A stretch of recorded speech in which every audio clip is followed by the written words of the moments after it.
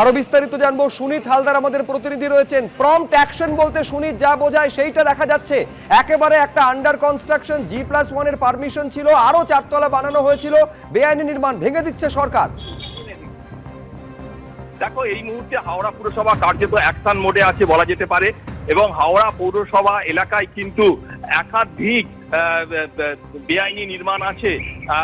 কিছুদিন আগেই হাওড়া পৌরসভায় বেশ কিছু অভিযোগ দায়ের করা হয়, এবং এর ভিত্তিতেই আজকে কিন্তু অপারেশনে নেমেছে। এই মুহূর্তে দেখা যাচ্ছে শরৎ চ্যাটার্জি রোডে, 27 নম্বর শরৎ চ্যাটার্জি রোডে একটা বেআইনি নির্মাণের বুলডোজার নিয়ে আসা হয়েছে। বুলডোজার দিয়ে বিল্ডিং এর সামনের অংশ ভেঙে ফেলা হচ্ছে। শুধু তাই নয়, ওপরে যারা পৌরসভার কর্মী, তারা হাতুড়ি দিয়ে 3 তলার এবং 4 তলার বেশি অংশ তারা ভাঙতে শুরু করে দিয়েছে, এবং ঘটনাস্থলে চাপা উত্তেজনা থাকায় নামানো হয়েছে পুলিশ। হাওড়া চারাজিয়া থানা পুলিশ এসেছে ঘটনাস্থলে, কেন্দ্রীয় বাহিনীর জওয়ানরা রয়েছে, এবং যেটা দেখা যাচ্ছে যে এই যে বেআইনি নির্মাণ হয়েছে, সেই নির্মাণ অংশ কিন্তু ভাঙার কাজ চলছে। শুধু এই বিল্ডিংই নয়, একাধিক বিল্ডিংকে কিন্তু হাওড়া পৌরসভার তালিকায় আছে, সেগুলো কিন্তু একের পর এক ভাঙা হবে বলে পৌরসভা সূত্রে খবর।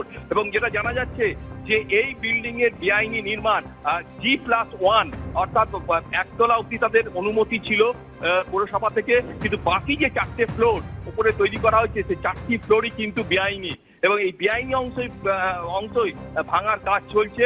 এবং যুদ্ধকালীন তৎপরতা হাওড়া পুরসভার কর্মীরা ভাঙছে, বাইরে পুলিশ মোতায়েন করা হয়েছে, একই সঙ্গে কেন্দ্রীয় বাহিনীর জওয়ান মোতায়েন করা রয়েছে।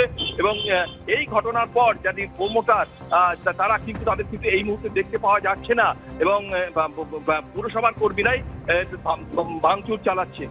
একেবারে সেই তৎপরতা দেখা যাচ্ছে। শুধু এইটা নয়, একাধিক এইরকম বেআইনি নির্মাণের অভিযোগ রয়েছে, প্রত্যেকটার ক্ষেত্রে এই পদক্ষেপ নেওয়া হবে বলে সূত্র মারফত জানা যাচ্ছে। ধন্যবাদ তোমায় সুনীত।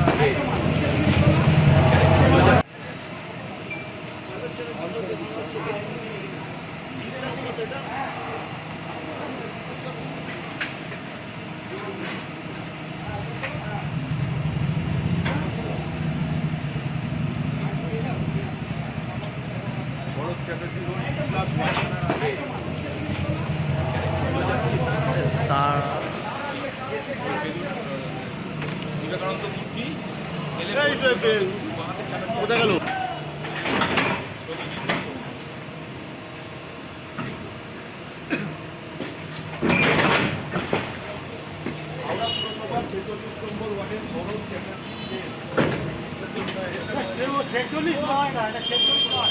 এবিপি আনন্দ, এগিয়ে থাকে, এগিয়ে রাখে।